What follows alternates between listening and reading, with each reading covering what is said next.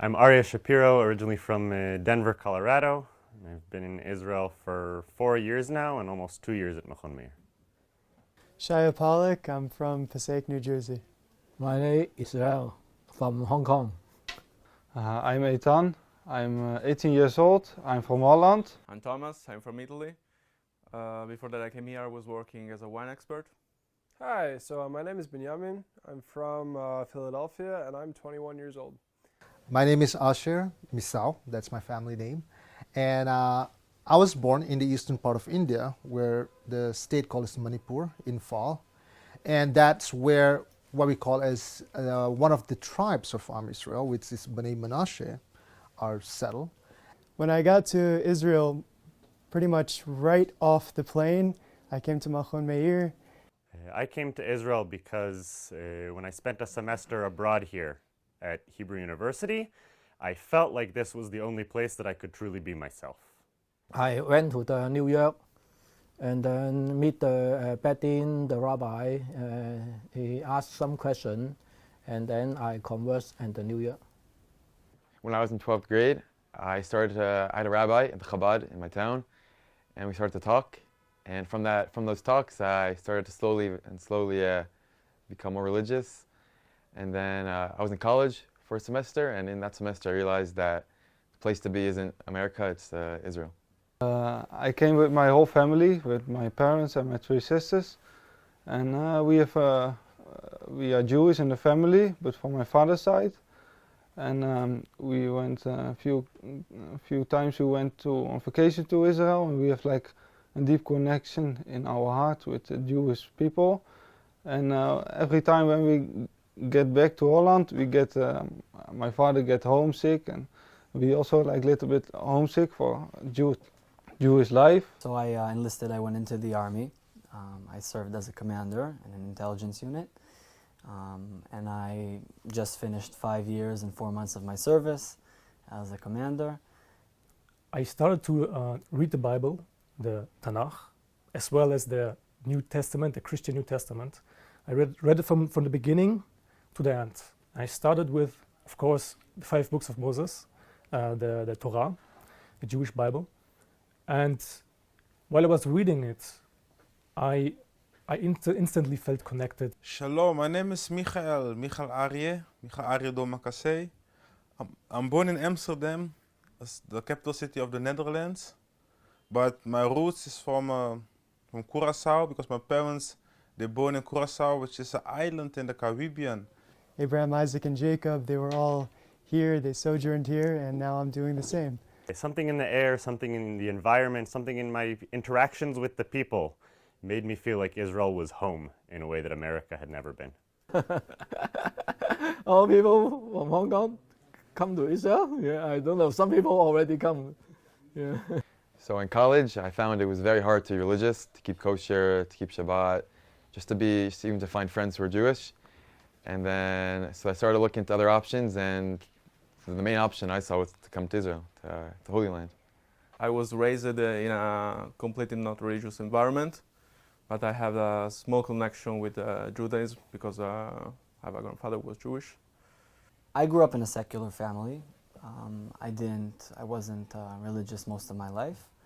And when I was 16, I started a process within myself of getting closer to Judaism. It started from a lot of curiosity, not knowing much about, I'm a Jew, what does it mean?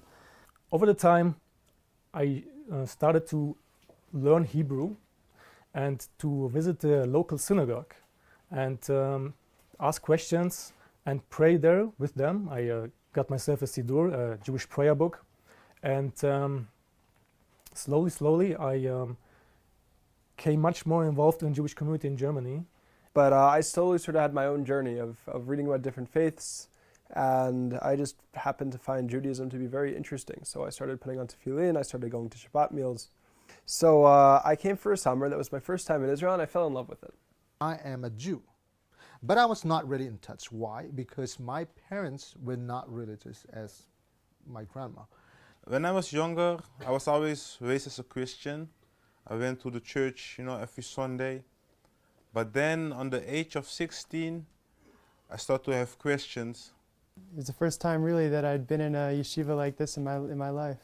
I was looking for a yeshiva that was going to meet my needs, that would also incorporate the love of Israel, would incorporate people who were getting prepared for the army, and that was what I was looking for. Here was where the temple stood. This is where our ancestors set up the framework for their children to learn Torah here.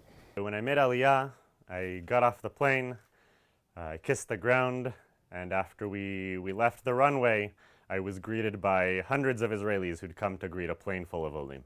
I started my klita, my absorption into Israel, at Kibbutz Sde Eliyahu, where I lived with other lone soldiers for 2 years during my army service. So in college, I found it was very hard to be religious, to keep kosher, to keep Shabbat, just even to find friends who were Jewish. And then, so I started looking into other options, and the main option I saw was to come to Israel, to the Holy Land.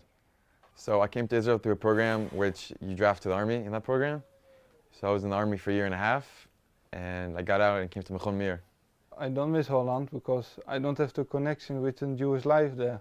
Because it's like a Jew is like a lion. It's just like a lion outside Israel is like a lion in a zoo, and a lion inside Israel is like a lion in nature, and you want to be like nature. I decided to come here because I have a deep desire of my soul for came here. I had a lot of curiosity. I didn't know much, not about Torah, not about Jews. I looked at religious Jews and didn't understand why they dress the way they dress. In Israel, in this great place. Every text that people have written about Torah even, they're extremely deep. Every single sentence you can spit for 30 minutes on one sentence. And that's the unique thing about Judaism. It's literally infinite. I started my career, and then I was working with American Express as a business analyst, and also I was a trainer, a corporate trainer. And I got the opportunity, first time in my life, to travel wherever I want to. And I said, I'm going to go to Israel. When I started reading the Bible, I really start to see these people, these leaders, these prophets as role models.